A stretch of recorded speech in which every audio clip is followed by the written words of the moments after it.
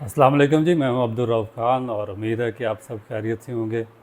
और डेफ़िनेट आप देख रहे होंगे पाकिस्तान और न्यूजीलैंड के दरमियान होने वाली जो T20 सीरीज़ है, वो और उसमें जिस तरह लास्ट मैच में पाकिस्तान को शिकस्त हुई एक दफ़ा फिर न्यूजीलैंड से, तो मेरा ख्याल है कि ये पाकिस्तान क्रिकेट के लिए बहुत ही एक खौफनाक सूरत हाल बनती जा रही है। जिस तरह मैंने पहले मेंशन किया था कि जिस तरह की bogus management Pakistan cricket board में रखी गई है और उसके बाद जिस तरह की सिलेक्शन की गई थी, उसके बाद ये रिज़ल्ट एक्सपेक्टेड थे।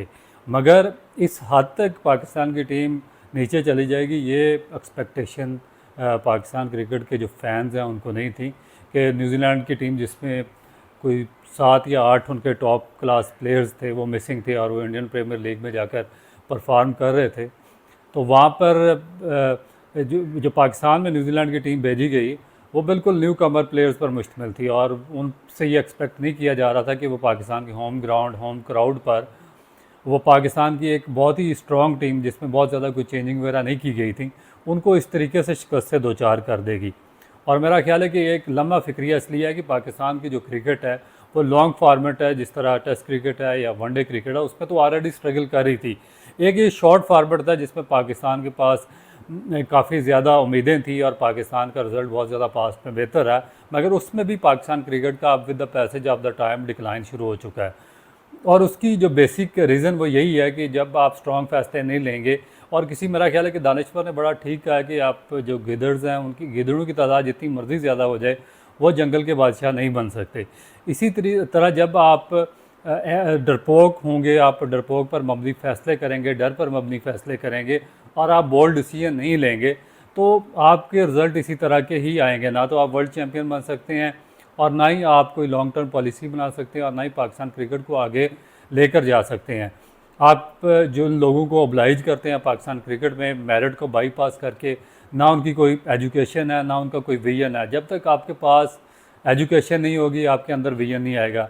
जब विजन नहीं होगा आप लॉन्ग टर्म पॉलिसी नहीं बना सकेंगे। आप फिर इसी तरह की शॉर्ट टर्म जो पॉलिसीज़ हैं वो बनाते रहेंगे।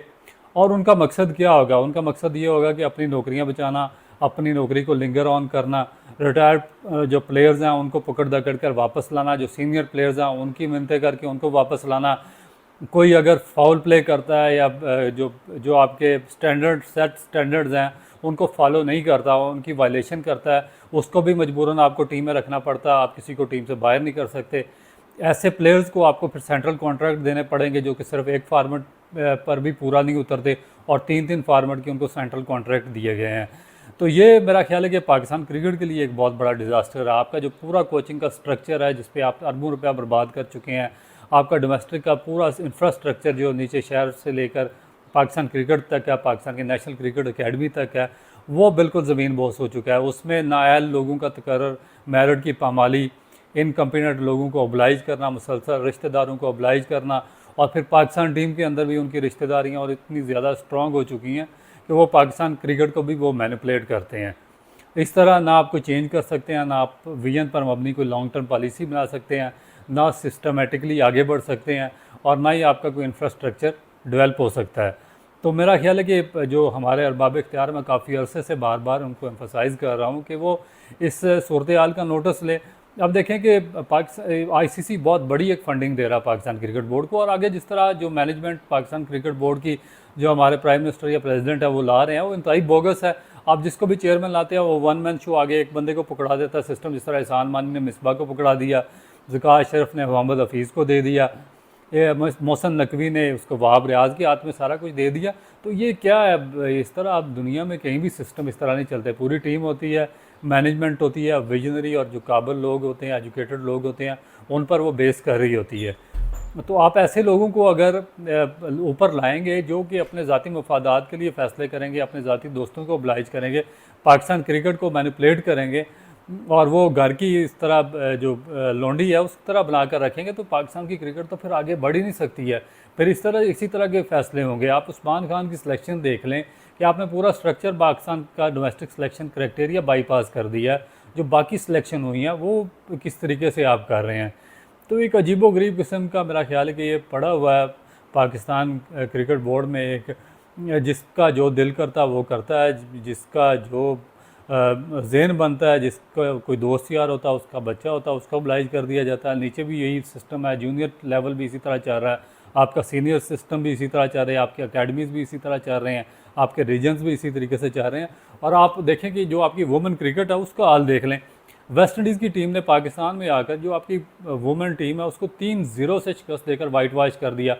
उनकी जो कैप्टन है मैथ्यूज़, उसने 2 सेंचुरियाँ कर दी। और हमारी प्लेयर्स क्या है, ये वो वही मोनोपोली है जो ऊपर पाकिस्तान क्रिकेट बोर्ड में स्ट्रक्चर चल रहा है। अब अब्दुल रज़ाक को पाकिस्तान की वुमेन टीम की सिलेक्शन कमेटी में भी शामिल कर दिया, असद शफीक को शामिल कर दिया।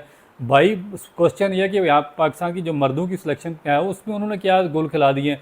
ऑस्ट्रेलिया में आपको वाइट वॉश हो रहा है, न्यूजीलैंड 4-1 आप वहाँ से हार के आए हैं। वर्ल्ड कप में परफॉर्मेंस देख लें, यहाँ पर न्यूजीलैंड की जो सी टीम है वो आपको हरा कर चली गई है। वुमेन टीम आपको वेस्ट इंडीज़ की यहाँ पर बुरी तरह शिकस्त से 2-4 कर दी गई है। आप जो आपका फर्स्ट क्लास स्ट्रक्चर है वो आपसे चलाया नहीं जा रहा। 1 महीने में आप अपना फर्स्ट क्लास सिस्टम ख़त्म कर रहे हैं। उसके बाद जो आपका नीचे डोमेस्टिक का ढांचा टोटल कोलैप्स पड़ा हुआ है। आपकी इंटरनेशनल जो लॉबिंग है वो बिल्कुल ना होने के बराबर ज़ीरो है। आप कोई बड़ा इवेंट कराने के काबिल नहीं है।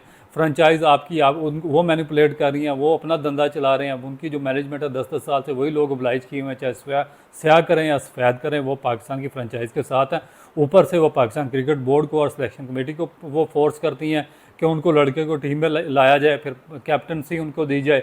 हर फ्रेंचाइज़ की यही कोशिश होती है। और नीचे अगर ग्राउंड लेवल पर इनका काम देखें तो वो बिल्कुल ज़ीरो। ना कोई डेवलपमेंट का काम है फ्रेंचाइज़ ने किया, ना इंफ्रास्ट्रक्चर डेवलप किया, ना कोई क्लब क्रिकेट को इन्होंने सपोर्ट किया, ना कोई क्रिकेट के ढांचे को इन्होंने सपोर्ट किया।